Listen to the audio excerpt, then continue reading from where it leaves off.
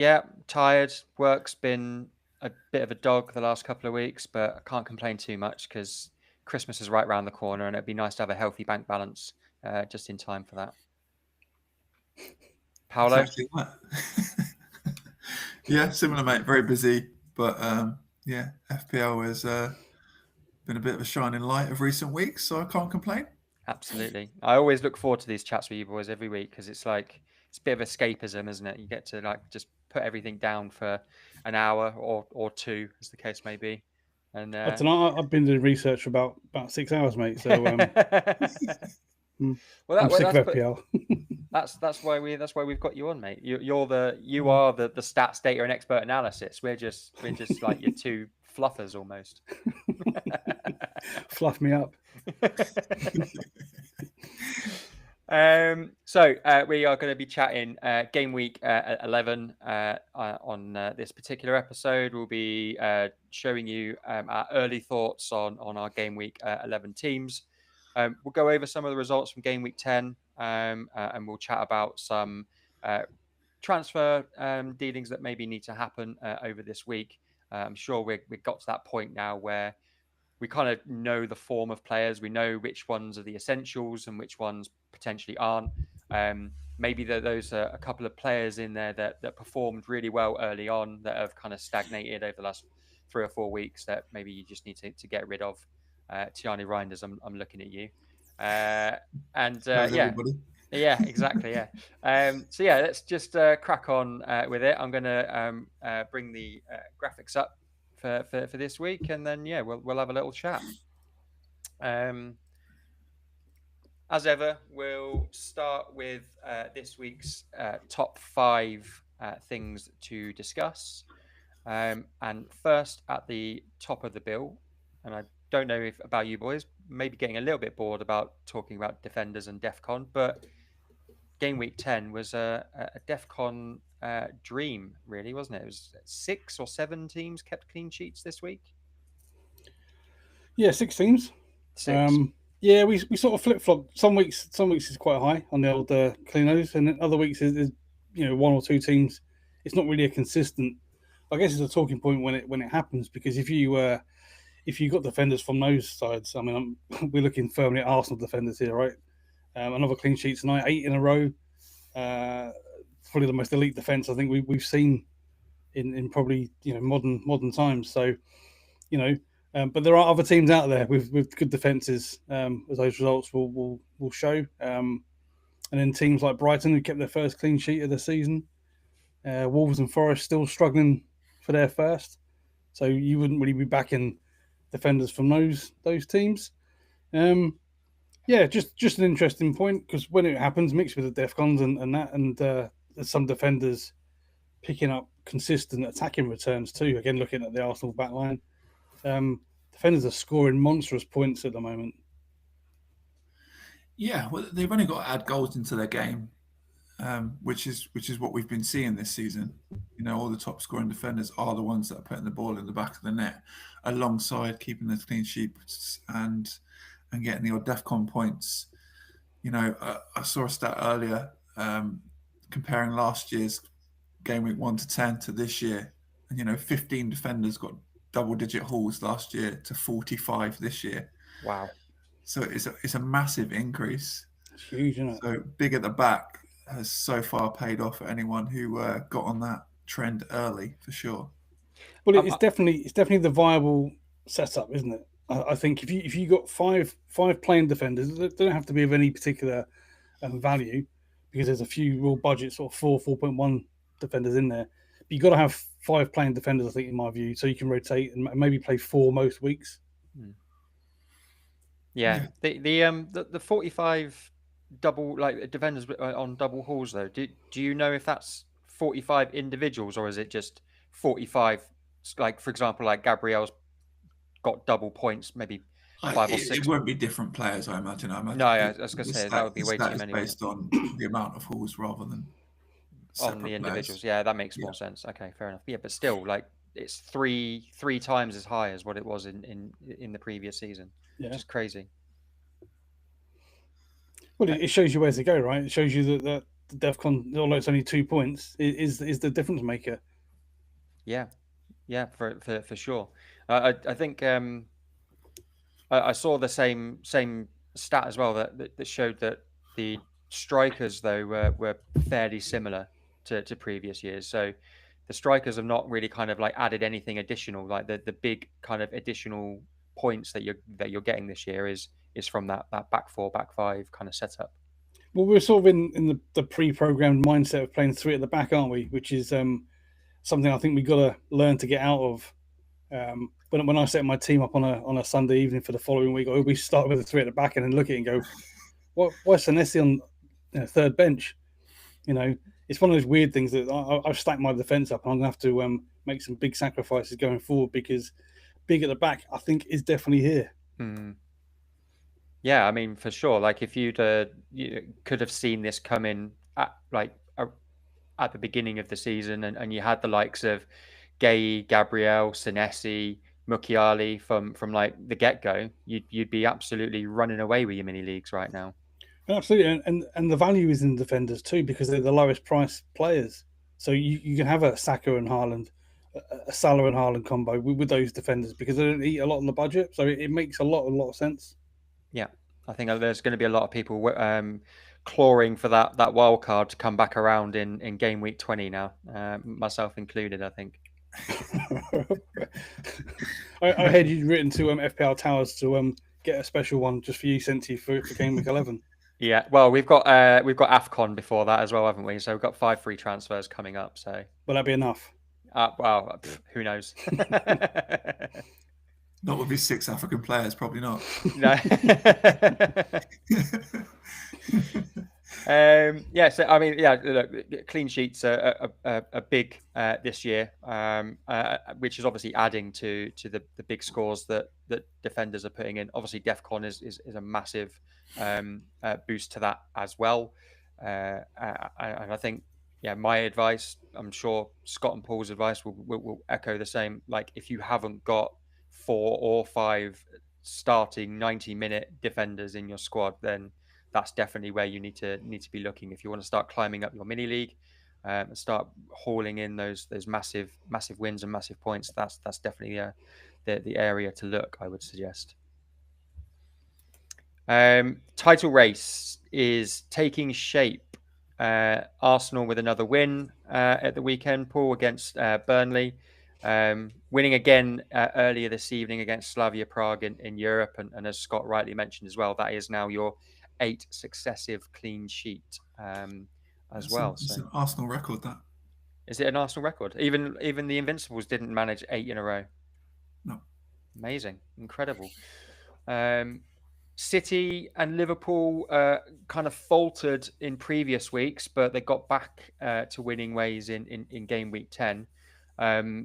But just the thoughts and inclusions of people like Bournemouth and Sunderland, like being way up there as well. I mean, I don't think that they'll be there kind of sort of at the midway point of the season, let alone at the end. But it adds a little bit of tension when you kind of come around and play those fixtures. Like, for example, Arsenal-Sunderland this weekend. It's not a given that Arsenal are going to run away with that game. No, I think that's what makes the Premier League so special. And, the points difference between, second place and I think 10th is minimal.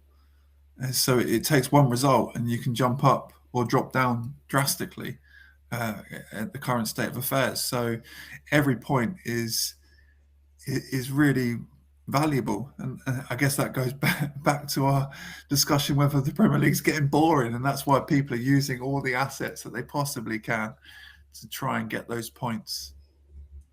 And I'm loving it. I'm loving it, and I think the title race is well and truly on. I think lots of online media is trying to, I guess, blow smoke up Arsenal by saying, oh, it's all done and dusted because we're not dropping any points, we're not conceding goals, etc.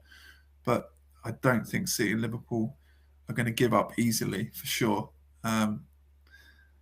So I'm still keeping my toes and fingers well and truly crossed for the rest of the season. Yeah, for sure. Do you? I mean, you've highlighted obviously Arsenal, City, and Liverpool as being kind of that top three.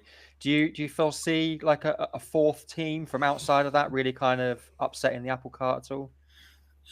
The problem with the others outside of it, obviously, Man United seems to have turned the corner. Tottenham have started fairly well, similar to Chelsea, started fairly well, but you can see by the results it's a little bit inconsistent. You know, Man United 3 in a row. That poor guy's never getting a haircut, and then they throw in a fairly mediocre performance against the Forest team that are struggling. Same with Spurs. We were waxing lyrical about how good they were last week, and you know they throw in a 0.05 xg against Chelsea, which is the lowest total in the Premier League ever. Wow. So it's I think definitely Arsenal and Man City just seem to be the most consistent. Obviously, Liverpool started really strongly and have faltered, but it looks again like they're starting to find their feet again. So yeah, I just feel like those three teams are probably going to be the most consistent in getting those 3 points over the foreseeable future. Nice, Scott. Any thoughts on the title race? And again, same question to you. Do you see a fourth team coming outside of those top three and upsetting the title race at any point? No, I don't see anyone venturing into that top three. Like Paul said, it's about consistency. To win the title, you got to be ultra consistent, and the likes of Chelsea and Spurs just aren't that. But you can see Liverpool going on a massive winning run.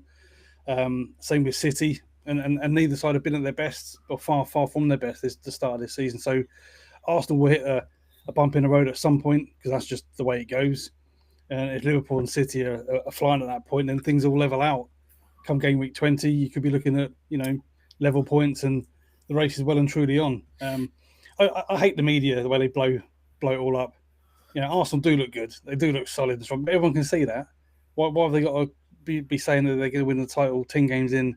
It's just it's just awful, isn't it? It's poor journalism, and I guess it gives a lot of hype and false hope to people, and it's just poor. I mean, I don't really read much. It just feels like a stick to try and beat someone with, really.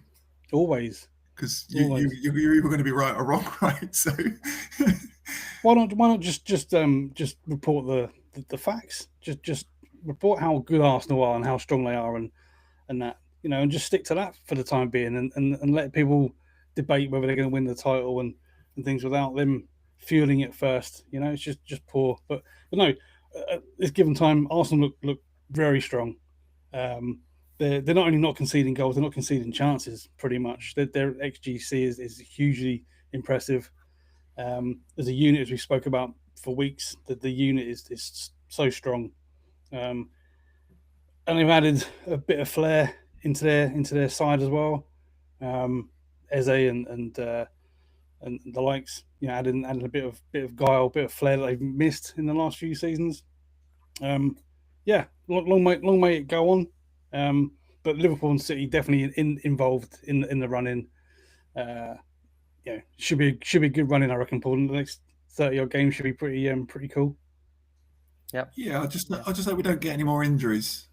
I think the amount we've got is enough to be testing our strength and depth.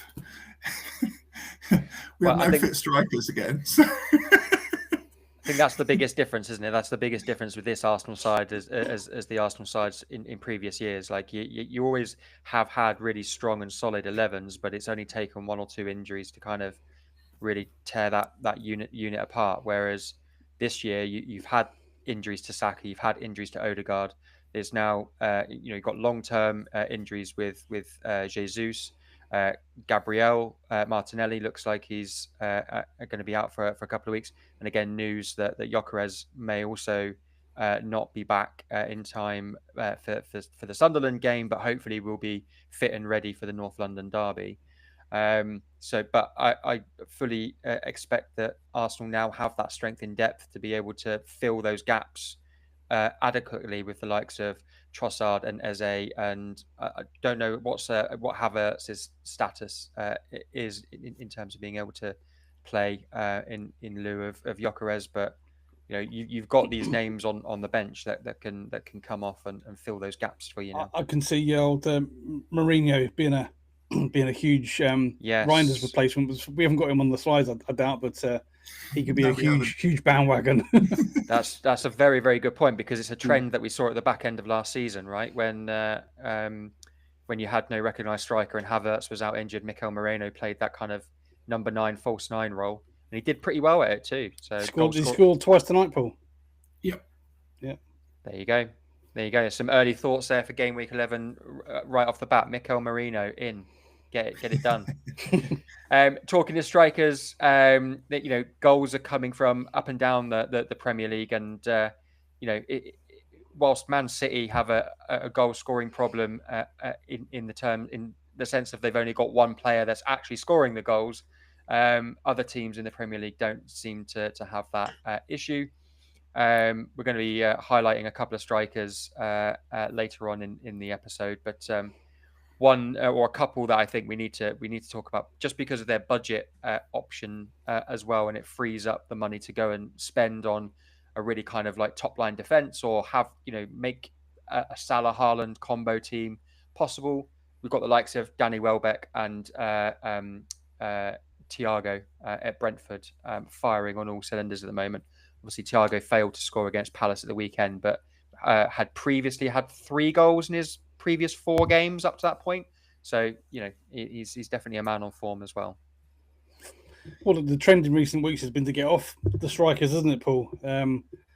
Haaland is a must for most teams, and it's who you're partnering with. Mateta was the flavour of the week. Everyone was jumping off João Pedro, and they all return this week. So a bit of food for thought for where to go now, I guess. You're right to mention Thiago. He blanked at the weekend, but he was playing the FA Cup holders. I should get paid money for every time I mention this, right? So yeah, just a bit of food for thought, because I was thinking my own team was to come off that 3 up top and just have 2, because the strikers weren't really firing. But now 1 week can change a lot, I guess, in FPL. Even João Pedro comes back into the equation, because the Chelsea fixtures are still really nice. And if he's going to start shooting, then and his price has dropped as well to a nice little healthy number, he might be back on the menu. Don't. I'm having heart palpitations thinking about it. To be honest, yeah, it's just nice. It's nice to finally get the strikers on the board, other than Haaland, to be honest, because it has been kind of painful. Because still a lot of us mostly have 2 up top, 3 up top, quite a lot of the time, and to see them blank most weeks, and then just Haaland keep bagging has been a little bit frustrating. It now seems to be the turn of the midfielders, so we'll probably have to dissect them in a few weeks' time, because they seem to be struggling and getting on the scoreboard regularly anyway.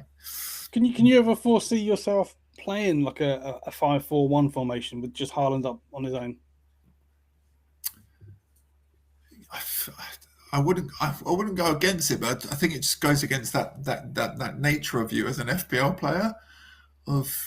It feels negative. It's almost as if you're the manager.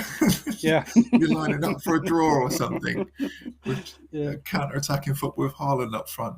I think that's often the problem. Sometimes I look at FPL like I'm playing it as a manager, and I need to kind of step back and think, no, it's just data. It's just data. Yeah. Well, the data's saying that the 5 playing defenders is the way to go. Yeah. I think the 5-4-1 idea only really works though if your midfielders are scoring, and as we've discussed previously, that they're not really pulling up trees either at the moment. It really is just the defenders and Haaland, really. As obviously we mentioned a couple of strikers there that are on form, like Mateta and Welbeck and Thiago among them, but there's nobody up top consistently putting the numbers in either. So it's really difficult, isn't it, to kind of judge where to put the majority of your other funds. Well, it's because the midfielders that are scoring tend to be on the budget end.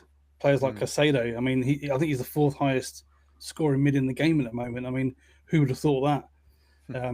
Declan Rice has come into the fray in recent weeks. He's the second highest scoring midfielder.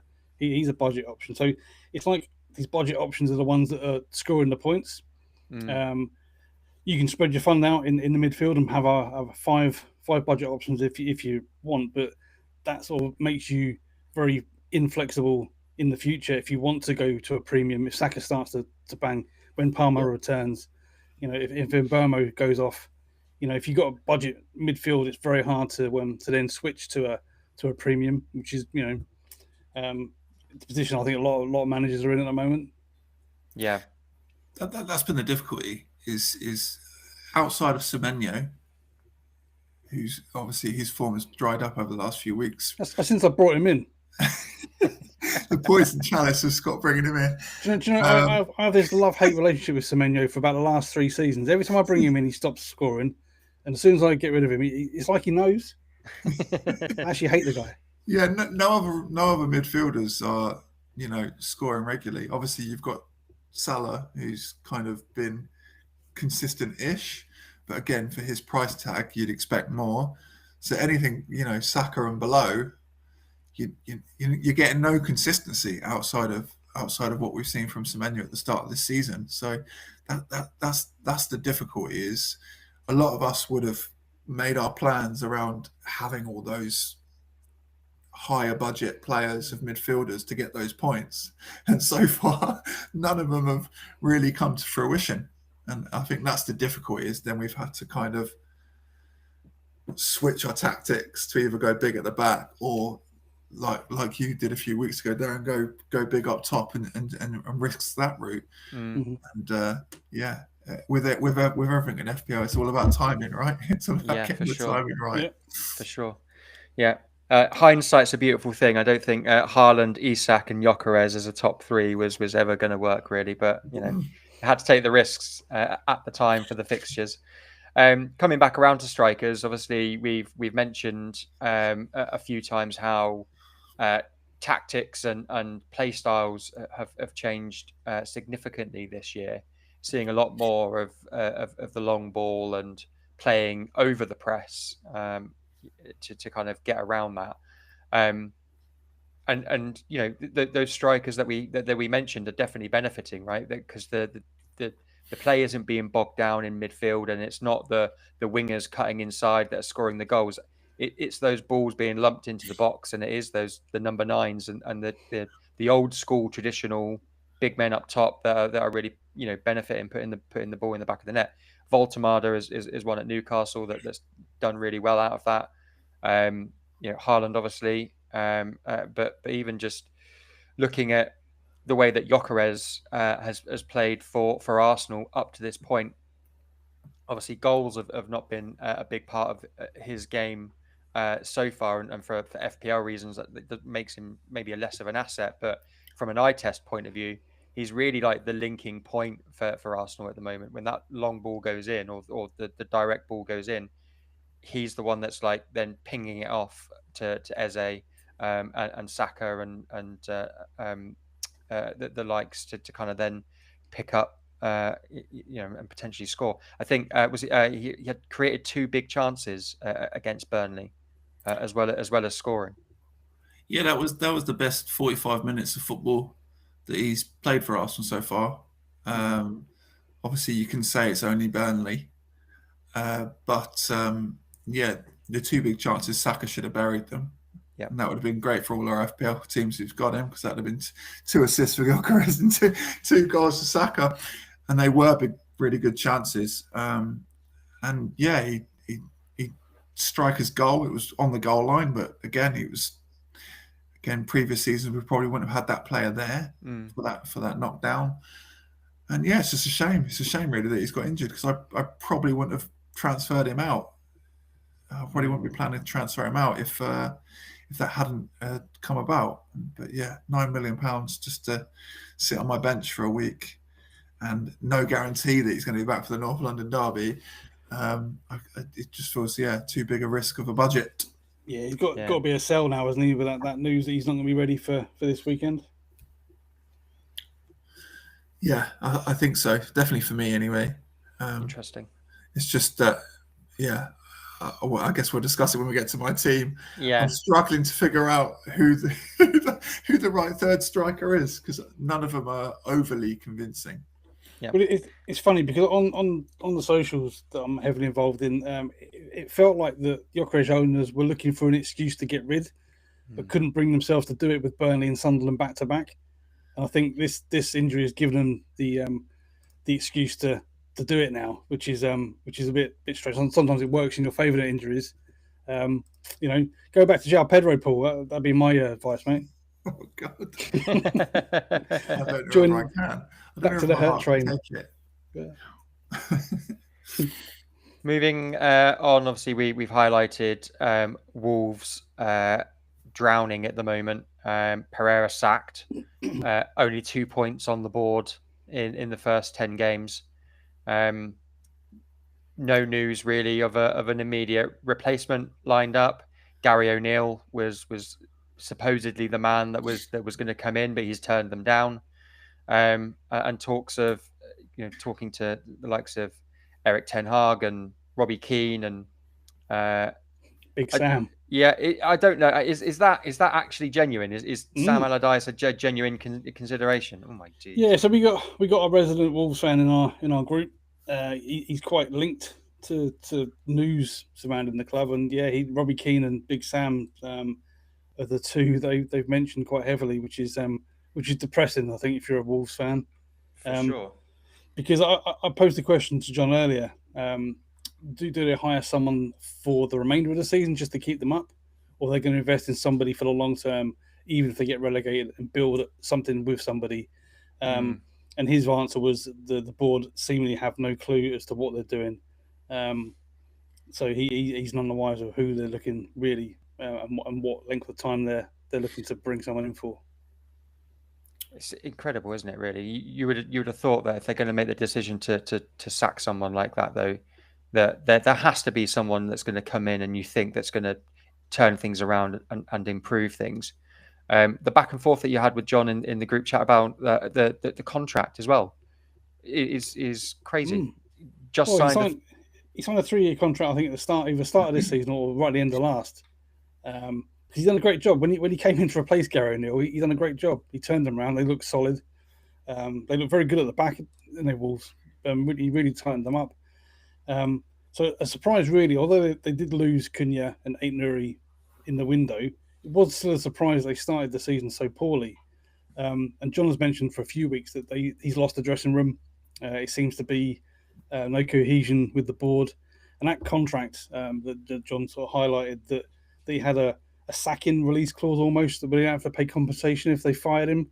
Yeah, I mean, who wants to work under those conditions? It's just craziness, which I guess brings us back to John's point that the board probably have no idea who they're looking for, what length of time, and there's no plan in place, even though they've just fired the guy. Yeah. Well, I guess it's hard to deny the results, but Wolves are the first side in Premier League history to go winless in their opening 10 games in consecutive seasons. Wow. What a stat.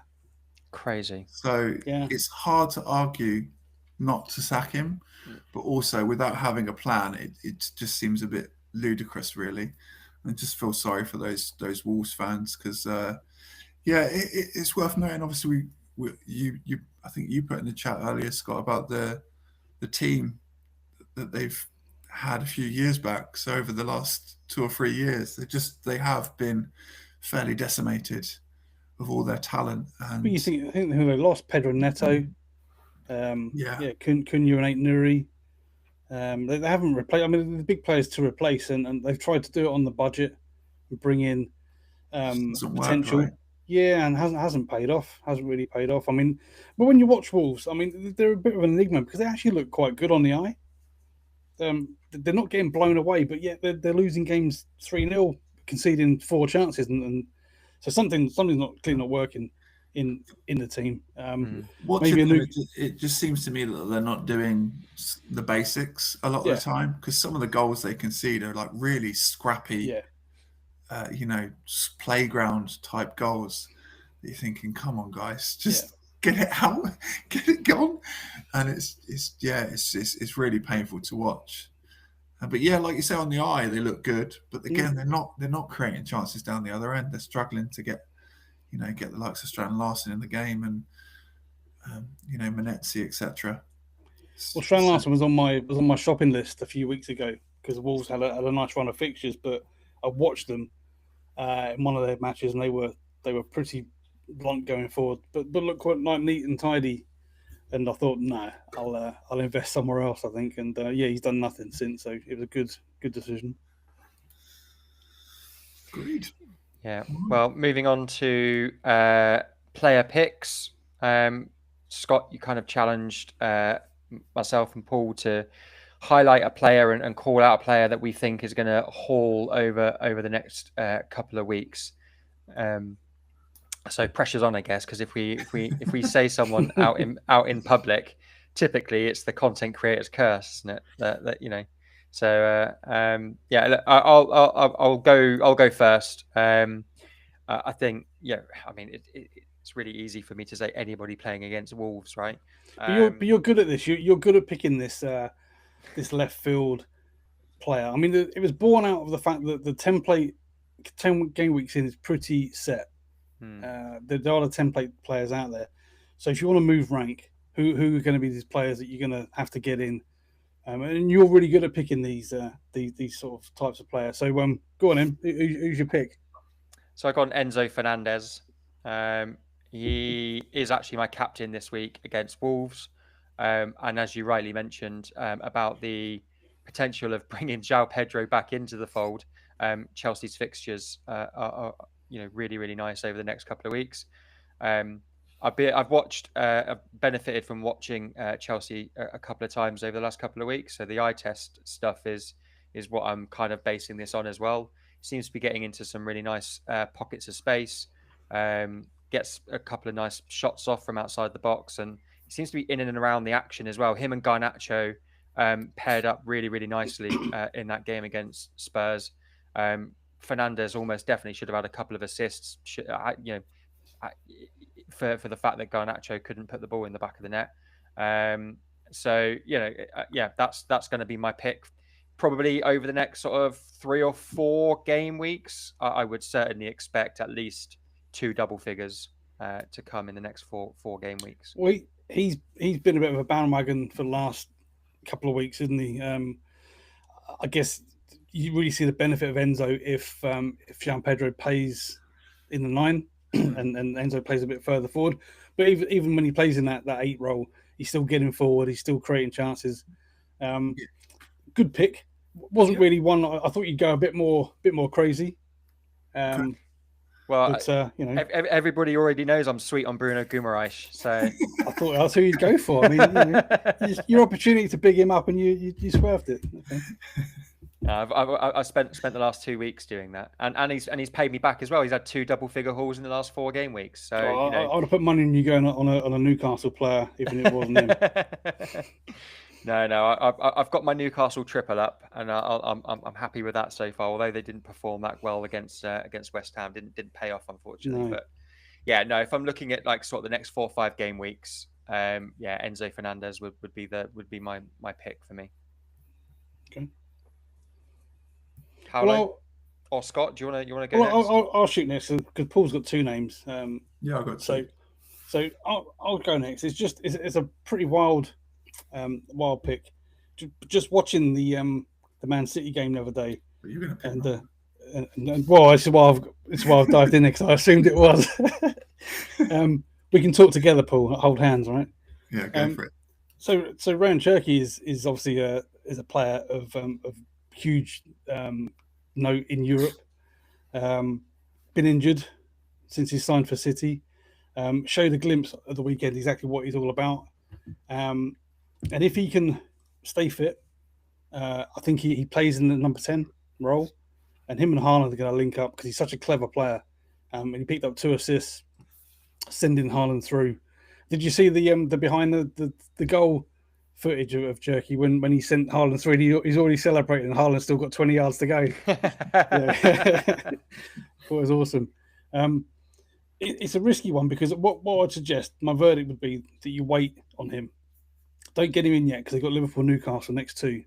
And then City go on a really, really fantastic run from game week 13 of Leeds, Fulham, Sunderland, Palace, West Ham, Forest and Sunderland. So if in the next 2 weeks he has nailed down that starting berth, at 6.3 million, he would definitely be the next player on that trajectory that you can get on board with. He's only 2.6% owned currently for a potential Man City number 10. He'd be my pick for the foreseeable. Yep, fair. Sorry, fair shout. That's I think, right, he's definitely one of those players that we probably spoke about as being a budget option at the beginning of the season, and there was lots of hype about him coming into the league. As you say, unfortunately, started the season injured, but yeah, if he can nail down that number 10 role and he's putting it on a plate for Haaland week in, week out, he'll be a great pick. But you're looking at a City team and you think, well, Haaland's only on scoring. Who potentially can be that second guy, that second goal scoring player? And he for me would be that guy. Yeah. So Paul, I assume that you had Cherky as well. So who was your other guy? Yeah, Cherky was one of my picks. Obviously, the only caveat for him is pet roulette. I think that's the only thing to be wary of. I did have a stat on him. It's not massively relevant to the Premier League because this is from his time in France, but as well as here. But he's the only player in Europe's top 5 leagues to get multiple assists in 5 games or more in 2025. Oh wow! Okay. So he obviously likes to do this on a regular basis and getting a couple of assists a game. So again, if he gets those minutes, I think he is a definite good shout. The other one I was going to pick was probably a little bit more obvious, a little bit more closer to home. I was going to say Starboy Saka. Obviously, Gyökeres out of the pitch for the next couple of weeks. A lot of pressure is now going to be on him, I think, to convert some of his underlying numbers. And I think that's where he just hasn't been at the races so far this season. Obviously, he's been coming back from injury, so I kind of expect it. But again, he's the only player in the Premier League to have 15 plus in these following metrics: touches in the opposition box, take-ons completed, and chances created. Nice. So 3 big attacking metrics. So I think if he can put some of those to good use and convert them, I fancy him to get some good points over the coming weeks. Yeah, I saw a stat on Saka for last season. We had a bit of an injury hit season, didn't he, last year? 20 starts for Arsenal last season, 19 goal involvements, 11 assists and 8 goals, which is, we all know how good Saka is. I mean, he's England's best attacking player. He's just got to stay fit, stay sharp, and he has looked it. Surprisingly, he hasn't returned more than he has. I guess if you owned him, it's quite frustrating at the price tag he's currently at. But those returns surely have got to come, Paul. You look at those stats and how good he is and how strong Arsenal are. Those returns have got to come. Yeah, and I think he's the type of guy that feeds off pressure. And I think without Gyökeres leading the line, someone's going to have to step up and contribute. It's worth noting, even though Gyökeres has not had the best of seasons so far, he's still our top goal scorer in the Premier League this year. So, well, at least with him being injured, you know who's taking the penalties. Oh, for sure. Yeah, that's a very good point. Absolutely, very good point. Because there was lots of conversation about decisions being made on the pitch and things like that. So, as long as Saka's the only man on the pitch out of those 2, then it's a surefire thing, isn't it? You'd hope.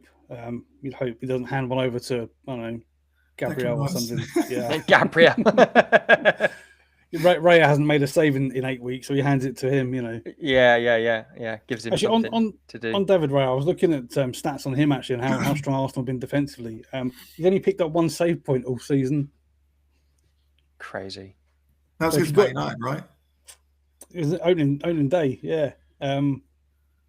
So you have him in. His ceiling is 6 points. I think he's priced at 5.8, which is a crazy price for a goalkeeper. So if Arsenal do concede, he scores 2. If they don't concede, he scores 6. He's making no saves. The poor guy is bored rigid, isn't he, behind that back line. He doesn't even take his gloves on half the time. He's carrying a cup of tea out there. Yeah, but as we mentioned, 8 consecutive clean sheets for Arsenal, so he's been getting those 6s more often than not. Well, this is it. But yeah, I went tripled up Arsenal defence against Burnley, and the very last kick of the game, Raya shows them 90% of the goal and says, "Try and beat me, over there," and it very nearly paid off. I mean, I'd have been round his house if he'd have let that in. Unbelievable. All right. Let's get into our performances from game week 10 and just have a quick discussion about this. Conscious that we're at 40 minutes already. We want to get into some team selections. So Scott, 79 points, up, I believe, in rank, for about 100k up in rank. Yeah, 100k. I mean, I wildcarded last week because I was sick of seeing João Pedro mainly. I was that angry. I wildcarded everybody out just to remove him. But no, I decided to go triple Arsenal because the stats tell you that at least 2 Arsenal defenders is the play. I'm not sure how long I'll keep this, but definitely for Burnley and Sunderland, it's the optimal play for me. Maybe in 12, I'm looking at maybe removing Timber for Van Dijk to hit on Liverpool's good fixture run. But I saw an analysis of the fullbacks, Arsenal fullbacks, and how advanced they are, especially Calafiori playing inverted, and a lot of the time he's the furthest guy forward. So I'm fully expecting somewhere along the line a haul from Calafiori or Timber. They're going to pop with a goal. It's going to be a clean sheet. It's going to be a DEFCON City. It might be a risk to go three defenders from one team. It's something I've never done before. But if you're a data-driven manager like I've tried to be in recent seasons, the data says this is the play. So there you go. Nice. Paul, 71 points, up in rank again. I think you've gone up by 300,000. I think it was from last week. It's quite a significant jump for yourself. Again, benefiting from Gabriel hauling. Gabriel was captain nonetheless as well. And that big front three of Mateta, Gyökeres, and Haaland all returning for you as well. Yeah, again, I thought I needed to try and take the risk and go against the generic Haaland captain that's upon us at the moment, which obviously makes sense because of his form. But again, the only way I'm going to catch up or make more rank is by going against the grain and trying to make it pay off. So I think this was a good week, and yeah, unfortunate for it, to be slightly behind the curve, but nonetheless, happy with the score. I mean, you were up going into Sunday. You must be more happy with the Gabriel captain pick.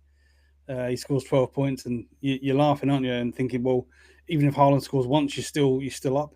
It's kind of what I was hoping for. I mean, it's a weird conundrum, isn't it? Because you got Haaland in your team as well, so you're hoping that he blanks just so you climb rank. It's a weird setup, but yeah, I get it. I think this is something that we mentioned. I'm about to put £5 in the pot here. We mentioned pre-recording that we're 10 game weeks in now, and it's actually been the smart play to back against Haaland as captain every single week, but it's choosing the player to captain against him because you'd never get it. You'd never get it right. Which is why Haaland perma captain is the play, because you haven't got to think about it. Yeah, which is fair, but also he's been outscored by a player every single week for the last 10 weeks. You'd have had to have the Arsenal back three, Dan Ballard, Senesi from the very start, those type of players. Yeah. Semenyo, and obviously, this week it was Diego Gomez as well. Yeah. It's you're all right. It's players that very few FPL managers actually have, but it's just interesting, isn't it? To the world number one, current world number one, to see how he did it, because his team is fairly close. I think he's only made 1 or 2 transfers so far this year. He's made 2 transfers all year, and both of them came this week. So up until this week, he'd made no transfers. Starting to crack. Yeah. And then myself, 65 points. Not a bad score. Obviously, captaining Haaland would have been a bigger benefit to myself than taking that risk on Bruno. Happy that Bruno did at least come away with an assist in a pretty turgid game for Newcastle. From their perspective, I think they probably would have been going into that game very much expecting to win it. But fair play to West Ham. They played really well. What happened in that game? Eddie Howe pulled off Gordon and Voltemade at half time. And what was that? Was that tactical or was that injury? I'm assuming that it was tactical, because in the 3 games previous to that, Gordon's minutes were incrementally increasing. So he played 60 on his return from injury. He was 65 the game after, and then in game week 9 he played 75 minutes before being hooked. So we were seeing that incremental increase in minutes, bringing him back from injury, and then out of nowhere, this week he only played 45 minutes, and same for Voltemade as well, which was very strange. I guess the only silver lining to that is that when he made the changes, Newcastle were no better. No. No. They were like for like changes, so just a little bit of a strange one, to be honest. Yeah, it didn't seem to improve at all, did it? Maybe like Hal recognizing that West Ham were running a bit roughshod over them in those opening exchanges, and then had to make some quick changes. But unfortunately, the changes didn't benefit Newcastle for the better. I'd say happy that Bruno came away with the assist, and I got at least something out of the captaincy. But obviously I would have been far better off. That was a real FPL assist as well. He knocked it about 3 foot on the halfway line square to Jacob Murphy, who beat 3 men and drilled it in from 25 yards. Yeah, I saw it because I was like, Bruno got an assist. I'll go back and watch the highlights. And I was like, when he passed it to Murphy, I was like, surely that's not the assist. He's got about, he's got about 25. He's got 25 yards worth of work still to do. You take it though. Just one thing on that game. Talking about assists, there was a real controversy about the Jared Bowen non-assist for the third goal. I mean, you saw it already. Bowen's gone one-on-one with the keeper, and Pope has half saved it, and then Souček's come sliding and put it in the net. And Bowen wasn't credited with the assist, which I was gobsmacked about. They've had to come out and explain that they felt that Souček had 2 shots in that motion. So he slid in, got contact on the ball, and Pope has basically blocked it, and then he's hooked it in again. Okay. And he counted that phase. Like a second phase, but it's in one motion because he's sliding into the net from 6 inches out. Strange, but there you go. That's what Opta decided. So FPL got to go with it. Yeah, I think it's as you say, if Pope hadn't have made contact with the ball after Souček first contact with the ball, then it would have counted as a Bowen assist. But it's that in between touch by Pope that's almost generated, as you say. That it's so marginal. It's minimal. Yeah, I mean the ball's going in anyway because both players end up in the net. Yeah, the ball's going in regardless. I think it's one of those ones. Is like, where do you draw the line? Because if they give that as an assist to Bowen, then you have to then go back and look at all the other instances that were fairly similar, and then going forward, like how do you judge it? But the one I come back to was the Arsenal Palace one where it's made a start heads out a Declan Rice free kick. And Eze puts it in, and Rice gets the assist for that, and that was a blatant defensive clearance. Interesting. Yeah, that is odd because by comparison, that is a far more intentional unless that is an intentional beginning of a second phase, isn't it? Absolutely, yeah. Yeah, interesting. My rank dropped this week, unfortunately, so I'm back in the 5 milli club. But happy to learn that Az is in there with me as well. So I'm not the only content creator that's down in the doldrums, which is lovely to see. Hi Az, if you're watching, you're definitely not, but give you a wave anyway. Yeah, all right. Let's move on then, because we want to get into the nitty gritty of game week 11 and some transfer options for people that are watching. We mentioned at the beginning of the episode, Tiani Reinders went off like a rocket in terms of attacking returns. Game week 1, yeah, exactly. And the ownership likewise went massively spiked up. I think he's only had 1 return since then as well. So 1 assist against Arsenal. Yeah. So if you haven't ditched him already, I think it's time that he gets gone. And these are some of the players that we're recommending that you replace him with. Obviously, Scott, you mentioned earlier on, when you have that budget midfield, it's really, really hard to kind of dig your way out of it. So the options that we've got on are in and around the same sort of price point.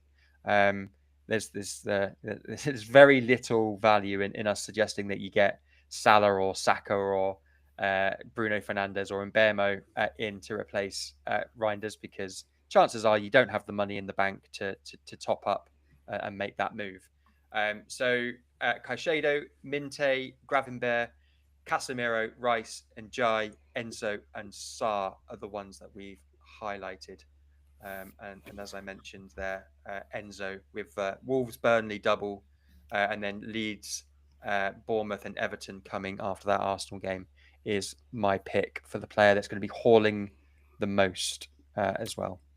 So there's other options too. You got your man Bruno G as well, comes in at a similar price if you want a bit of a wild swing at it. He's definitely an option, because he's definitely playing a bit further forward in that Newcastle side. He too is an option.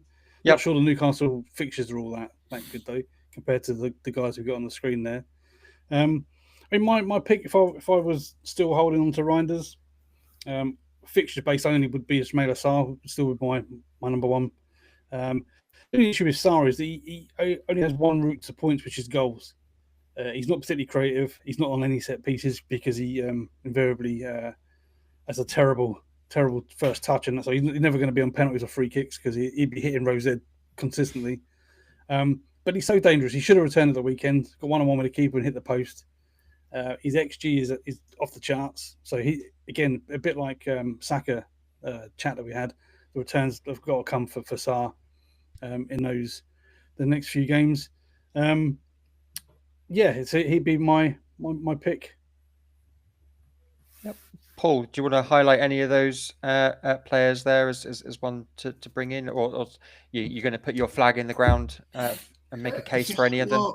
Yeah, I'm struggling with this dilemma myself, and it is a difficult one to pick. I like Minte. He's a 90-minute man. He got 2 assists last week.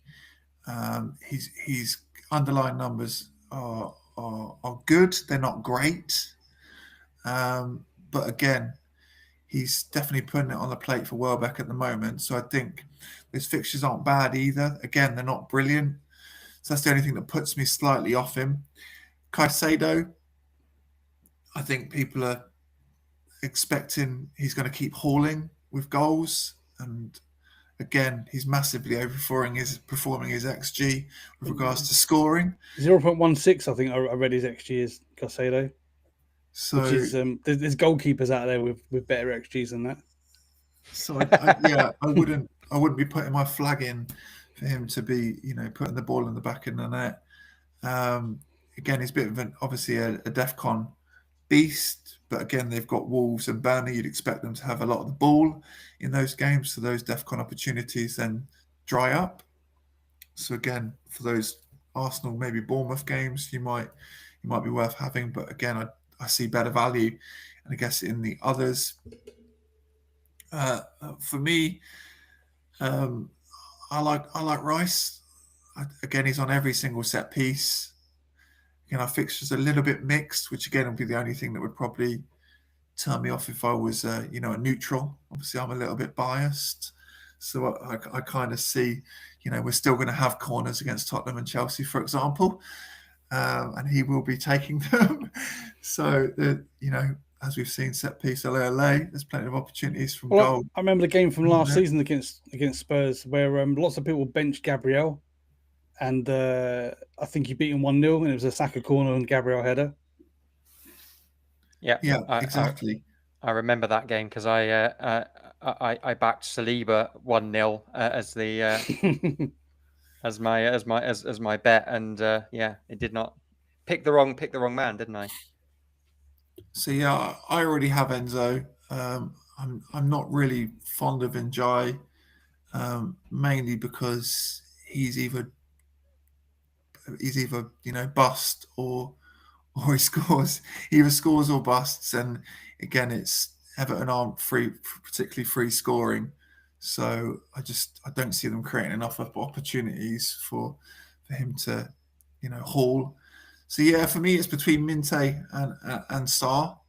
Realistically, again, I'm probably with Scott with regards to being frustrated with Sarr, and again, not overly convinced long term by Minte either. So yeah, I think that's the problem with my decisions this week. I'm not 100% sold on any of the options. I'm going to have to sit down in the bunker and decide. And it's something we got to have in our thinking as well. We'll probably go into it in a bit more detail next week. Is that AFCON is on the horizon? Obviously, Minte, Sarr, and Njai will be going to that. So if you do bring him in this week, it is for a short period only. Just to bear that in mind.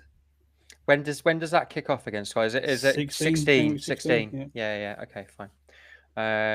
But good to know that we get 5 free transfers. So even if you wanted to back them in the short term, you're gonna get the 5 free transfers to be able to manipulate your squad and work around them as well.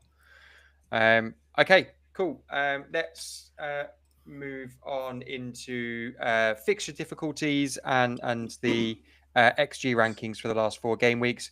Again, this might inform some of your transfer decisions. Again, seeing Njai on there as the probably one of the highest scoring midfielders in terms of XG. I know we've got Gakpo and Saka in there as well.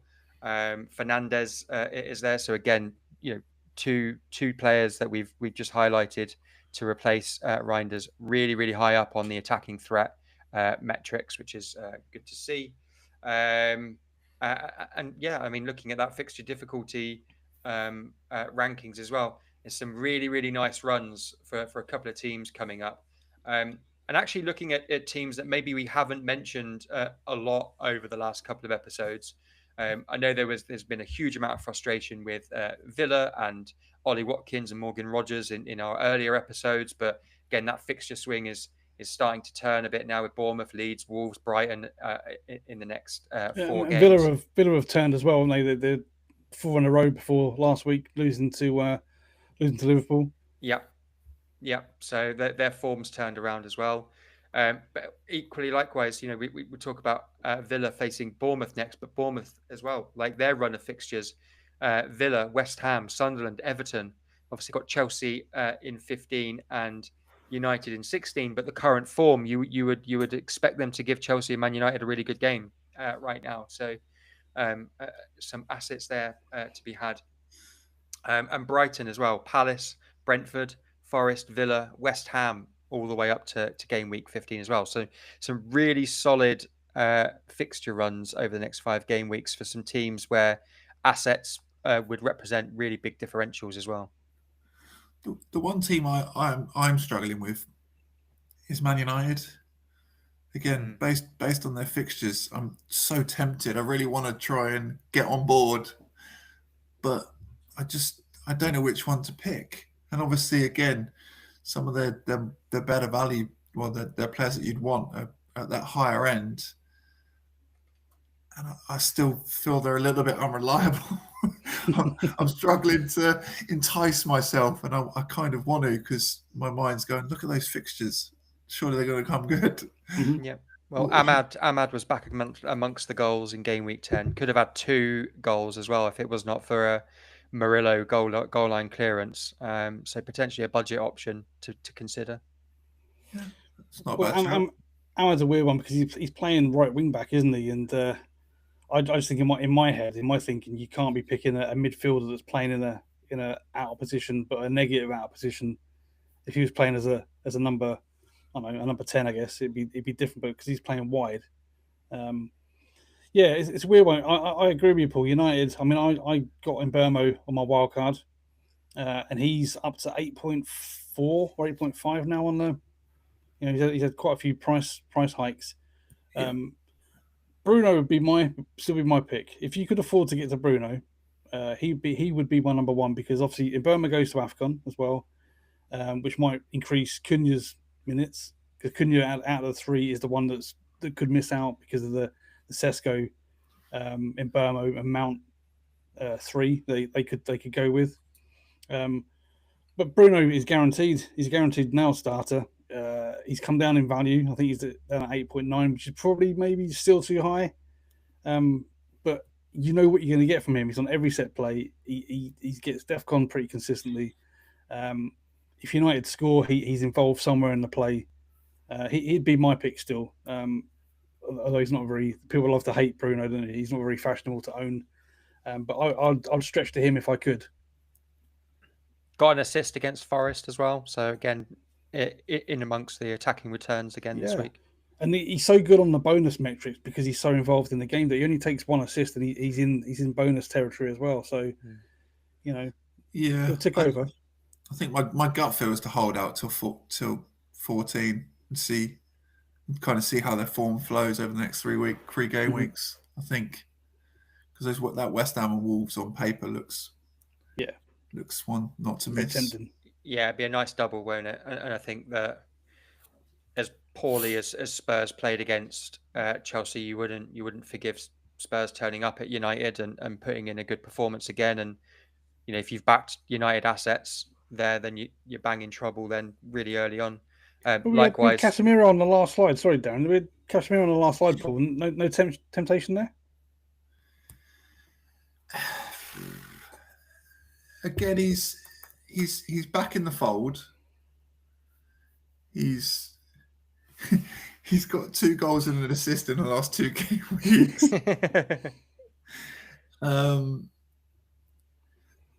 My concern is just the early subs for him, the early minutes. He started the last 4, but before last week he was subbed off in the 69th and 57th minute. Yeah, he's not the worst pick. It's just, again, he's not very sexy, is he? And he's a red card waiting to happen as well. Every time I watch him, he's always on the edge. How's he doing? Again, DEFCON the last 2 game weeks as well. Yeah, 3 out of 4. 3 out of 4 game weeks he's got DEFCON. Yeah. Which is equal to 2 assists. So it's probably a good shout. Yeah. It just goes against everything FPL, where you want really exciting attacking players, and I'm going, pick a DM, pick a couple of DMs. You'd be celebrating ball recoveries. I mean, how exciting! All I've taken away from this stream so far is that we need five centre backs, four defensive midfielders, and Haaland. Yeah, basically, and you're rocking and rolling. Yeah, a midfield of Caicedo, Rice, and Casemiro in FPL. Who'd have thought it? Yeah. Well, attacking trio, that is, All right, cool. Let's get into our game week 11 picks, and these are very early thoughts. It is obviously only Tuesday. Some of this may change, but if I know Scott well enough by this point, I feel like your selections are pretty much nailed on at this point. Well, I have quite a solid plan. It didn't involve Njai getting injured last night. He scored a great goal. I don't know if you saw it. One of the goals of the season. he's. I mean, I do agree with Paul. He's very hit or miss, but I love owning him in my team because he's so exciting. Probably the best ball carrying player in the league. He's so good to watch. He went off injured, and David Moyes basically come out after and said that he thought it was just cramp. It didn't look like cramp. It looked like he was actually pretty hurt. But so I need to sit and wait because I'm going to be bench boosting either this week or in 12. The plan was 12, but I can do it this week. If he's out, if he's ruled out, then Enzo will be coming in. I have the exact money to go from Njaya to Enzo and jump on the 2 nice fixtures for Chelsea. If he's in, I'll keep him and I'll roll the transfer and I'll bench boost in 12. The only reason I'm hesitant to bench boost this week is the Xhaka against Arsenal fixture. I mean, Xhaka's probably guaranteed to get DEFCON in that game, so he'll start on 4 points effectively. But I just think against his old club, he could be in for a bit of a 2-footed challenge somewhere along the line. But he had a great game last night in that Everton game. Got the equaliser, dictated play. Fantastic player, really. I mean, Sunderland are very lucky to have him. A winner. Yeah, absolutely. Yeah. But yeah, he's been incredible for them so far. I'm very impressed. I mean, he wasn't in that budget slide that we just showed for midfielders. I mean, he could be in there. He could definitely be in there. 5.1 is he now? Yeah. I watched a really insightful kind of tactical breakdown over the weekend. And Scott, when you messaged in the group chat about kind of you were between 2 sets of players as transfers. I think it was Munoz and Xhaka that you ended up bringing in, and it was watching that tactical breakdown that kind of convinced me to say to you, like, Xhaka's definitely got to be the one that is worth looking at. He's really makes that Sunderland team tick. Very reminiscent actually of how Henderson was kind of like the engine room for that Liverpool team a couple of seasons back. Like he does all the dog's work. He's doing all the runnings, doing all of the breaking up of the lines and things like that. And it just allows Sunderland's attacking assets to kind of stay much higher up the field, and just gives him so much room to work as well when he is on the ball. Well, I see him as like a poor man's Bruno. Does a similar job. He's on most set plays. He plays a similar role. He's not really a deep line midfielder. He's sort of I don't know, like a cross between a 6 and an 8. Do you know if he's on penalties for Sunderland? Don't know, I'm afraid. I don't think he is. I couldn't tell you who is. I don't think they've had one this season, have they? I'm not sure. Because that'd be great if he was on penalties as well. He'd be very, very worth that 5.1. Yeah. So back to your point, Darren. I drafted him in purely on what you said. So I benched his 10 points this week. So you won up on that. If he gets that red card against Arsenal, then I'll be having a word with you. All right, fair enough. I was just intrigued because I wanted to know who the Sunderland penalty taker was. I think it's Lefay, but he's so in and out of the side and gets early subs that I'm not sure. It was Lefay. It was previously Lefay because I had Lefay in my squad for a few weeks, and I think actually Xhaka almost becoming completely undeniable in terms of what he's bringing to that squad is limited Lefay's minutes massively. The FPL website has actually got Mayenda as Sunderland's. He's not even playing, so that's what I mean. Yeah.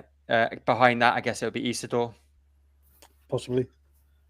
But yeah, that's what the FPL website says. It's Mayenda. If Arsenal could very kindly not give Sunderland a penalty on the weekend, so we find the answer out. Considering I've got three at the back. As long as Raya saves it, of course. Well, yeah, as long as Xhaka doesn't take it, yeah. Yeah, well, yeah, also true. Yeah. A missed penalty and a red card. Brilliant. Are you on Haaland captain, Scott? Yeah, I mean, I think just to protect rank for the time being, it's no point in taking a risk. Boring. Yes, it is. It is. No, it is. It is. But there's no one in the game consistently scoring other than Gabriel. Yeah. But again, my brain can't go to the captain of the defender. I'm still not there yet. Yeah. Your brother, on the other hand, captained Gabriel 4 consecutive weeks, and Gabriel has outscored Haaland when you combine those scores over the last 4 weeks as well. There is merit in that. There is merit in it, but I just can't. I can't go there yet. I just can't do it. Yeah, I can't even talk about it. Moving on then, we've got Paul's team here. So we've got Pope in goal, Gabriel, Rodon and Munoz as a back three, Saka as captain, Enzo, Sarr, Semenyo, and a top three of Welbeck, Mateta and Haaland, Senesi, Stach and Mukiele on the bench. Paul, talk us through your captain choice, because obviously you're backing against Haaland this week. Yeah, I think in the short term, I think I'm going to have to try to claw back some rank, and I just fancy Saka. I just fancy us against Sunderland to try and push them back.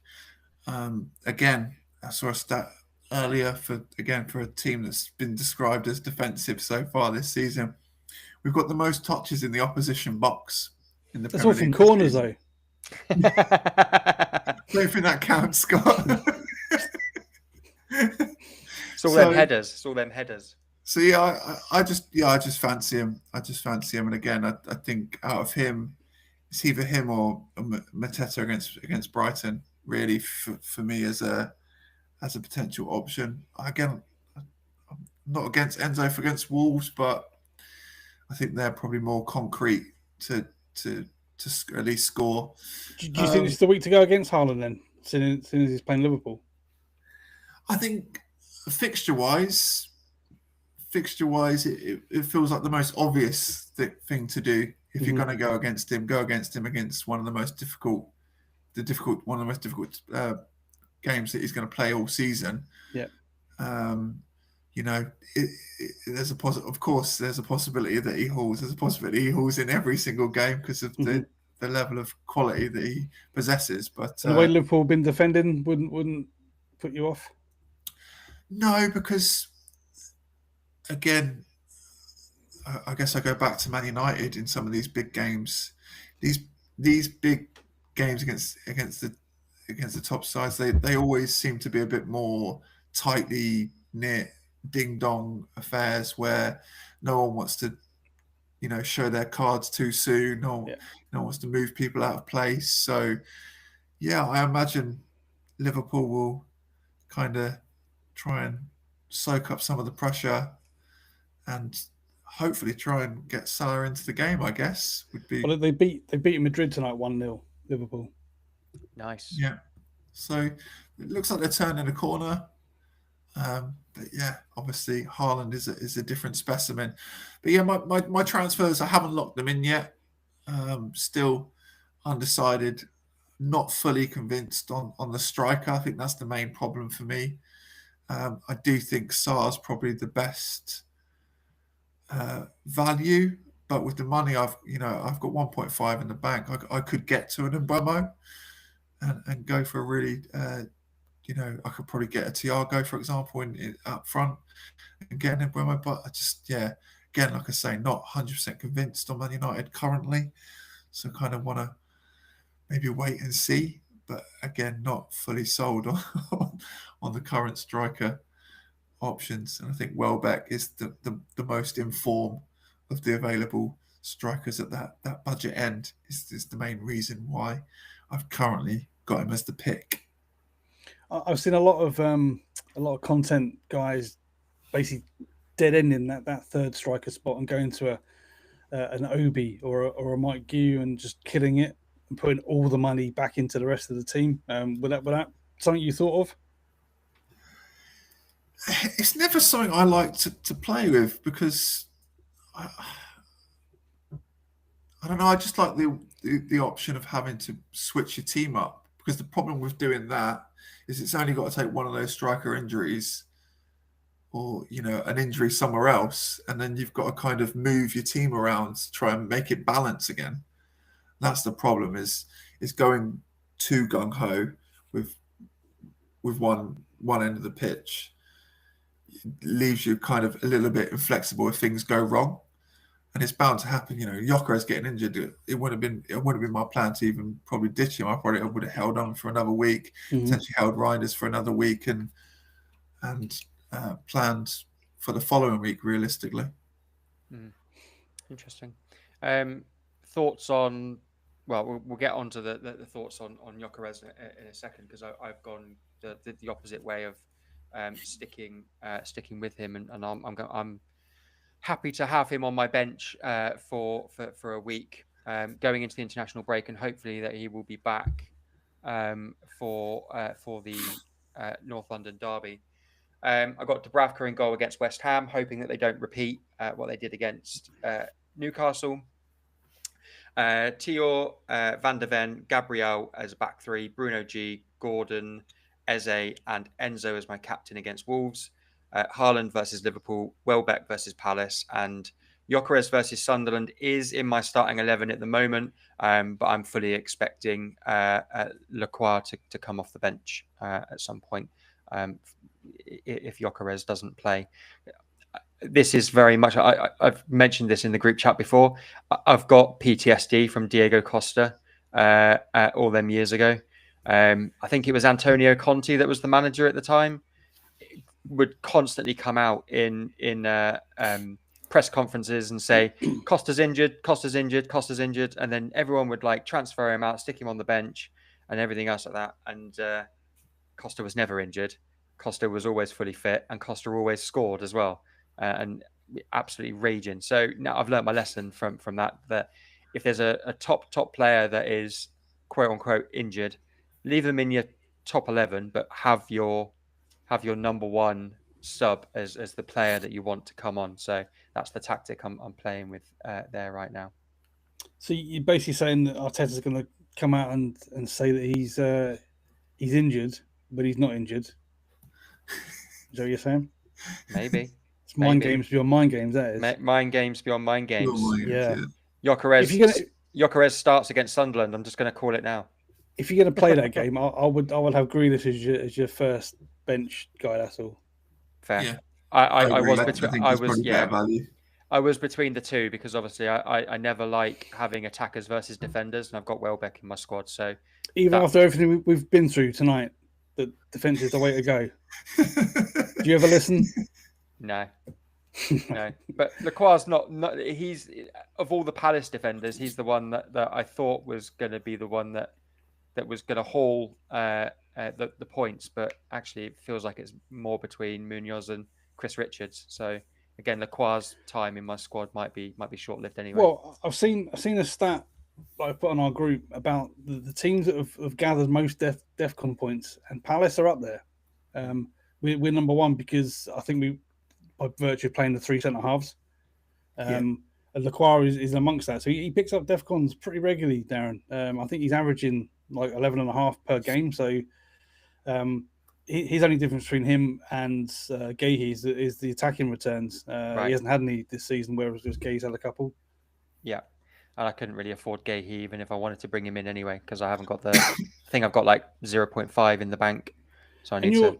You're loving for Van der Ven. I mean, I saw again this week that he's gone up again in price. I mean, who's bringing in this guy? Are people actually watching Tottenham? 33% of FPL owners, mate.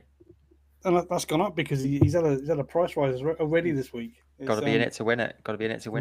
Madness. Another haul on the horizon. What's your thoughts on your Newcastle assets more long term?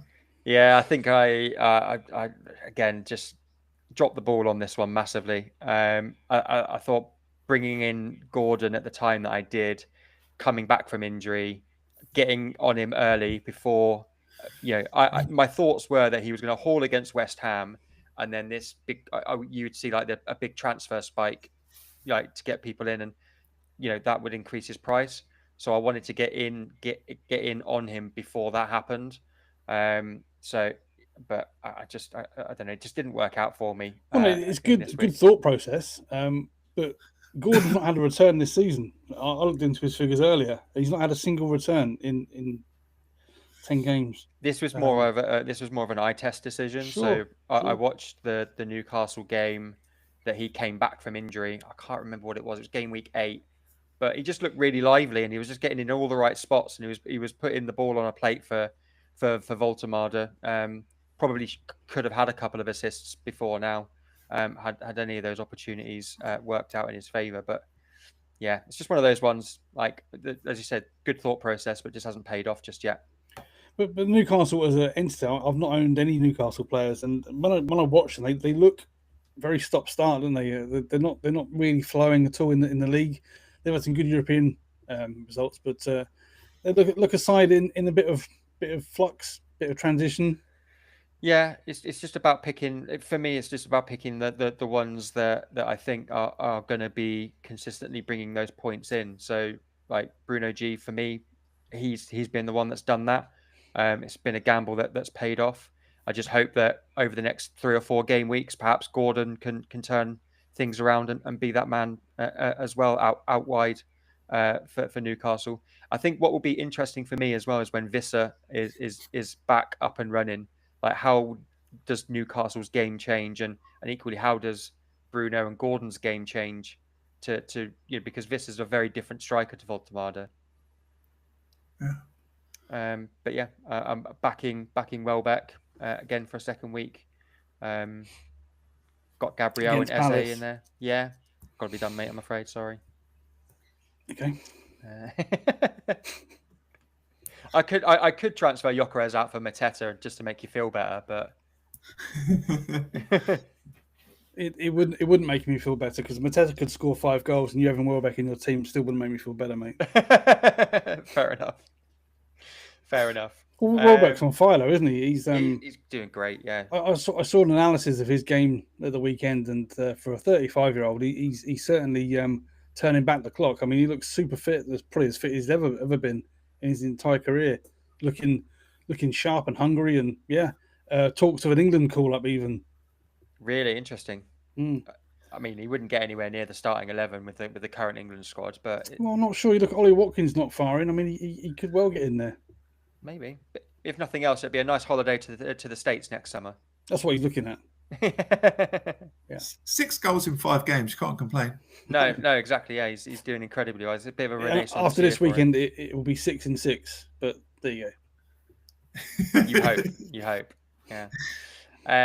All right. Well, I mean, that's my squad. I mean, we can sit here for ages and unpick it and how it's so far from the template. It's unreal. But how many transfers have you got down? 1.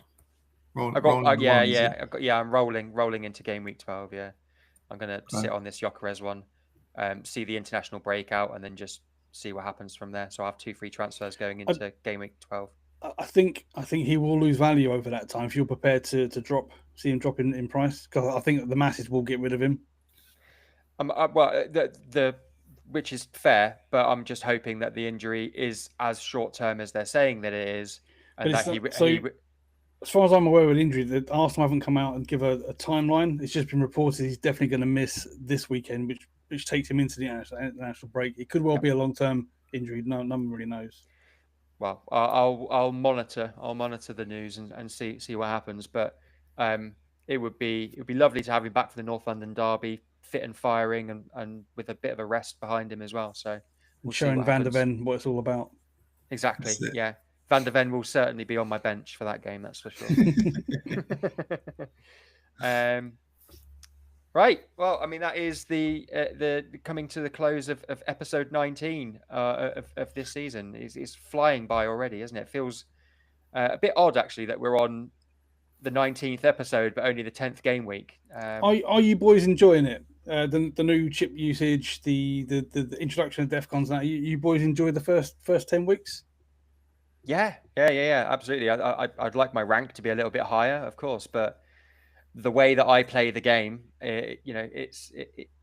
I'm always going to be floating in and around those lower end scores. Really, I like to put faith in wild card picks, even when I don't have a wild card. So I'd like to be 6'4", Darren, but it's not going to happen. No. So wishful thinking and all that. Exactly. At least you can do something about your FPL team. I can't do anything about being a midget. Well, wise words. I'll sleep on them. It could be worse. It could be worse. Absolutely. What about you guys? Enjoying the? Have you enjoyed the first 10 game weeks? Yeah.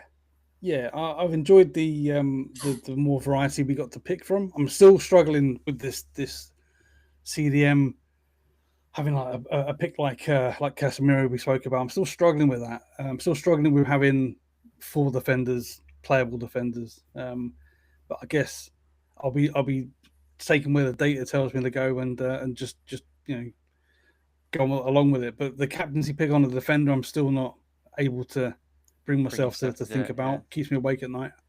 But no, I'm loving it, and it's been a refreshing season. And I hope if they don't tweak it too much for next year. That's what I hope. Yeah, I wonder if we go back to kind of sort of episode 3 or 4 of this season when we were just gearing up for game week 1. Your thoughts, on who the big point scorers back then would have been. I don't think defenders would have been anywhere near the conversation. Well, you wouldn't have Caicedo in that. No. It's what I mean. I look at him and go, I can't bring him in because he's a massive overscoring his XG and that. But maybe that's not what it's about anymore. Maybe the landscape of the game has changed to the XG for players like that don't matter because he's starting on 4 points most weeks. Yeah. I will say though that if you did go back to our earlier episodes and you wanted to check them out, we have been sweet on Declan Rice for the last 10 game weeks as a value budget midfield pick.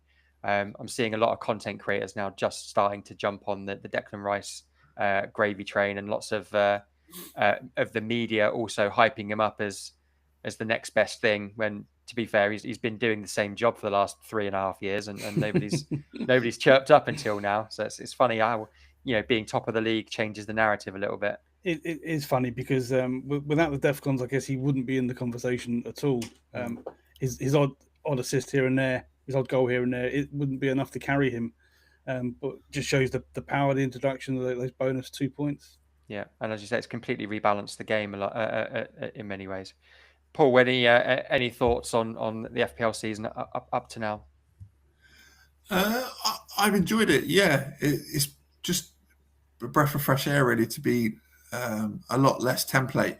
The teams are a lot less template. A slight template is forming, as it always does, as the FPL season goes on and more data becomes available.